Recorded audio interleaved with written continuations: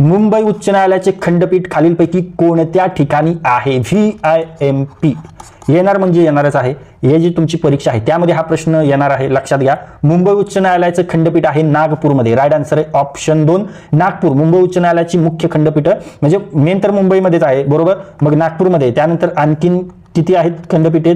3 आहेत, बरोबर. 3, त्यामधलं एक तर झालं नागपूर. त्यानंतरचं आहे छत्रपती संभाजीनगरला एक आहे, बरोबर. आणि एक आहे पणजी गोवा. अशी आपल्या मुंबई उच्च न्यायालयाची 3 खंडपीठे आहेत, बरोबर. मुंबई उच्च न्यायालयाची स्थापना कधी झाली आहे मित्रांनो? 14 ऑगस्ट 1862 मध्ये. ओके, 1862 मध्ये 3 न्यायालय स्थापन झाली, कलकत्ता, मद्रास आणि मुंबई, बरोबर.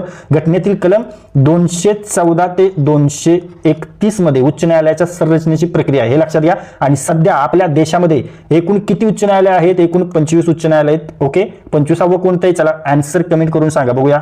मी सांगितलंय तरी पण कोण सांगतंय? चला, कोण पॉवरफुल स्टडी करते इथूनच मला समजणार आहे. आपल्या भारतातील 25वे उच्च न्यायालय कोणत्या राज्यात आहे? म्हणजे त्या उच्च न्यायालयाचं नाव सांगा, राज्य सांगा. चला आन्सर कमेंट करून सांगायचं, फटाफट आन्सर कमेंट करा. ओके, आन्सर तुम्ही राईट दिला असणार आहे. तर मंजूर न्यायाधीश आपले जे मुंबई उच्च न्यायालय ते किती आहेत? 94 आहेत. सध्या कायमस्वरूपी आहेत 71. ओके, आणि जे ॲडिशनल म्हणजे अतिरिक्त आहेत ते अतिरिक्त आहेत 23. हे आपल्याला इथं लक्षात ठेवणं गरजेचं आहे. आणि कार्यक्षेत्र काय आहे मित्रांनो?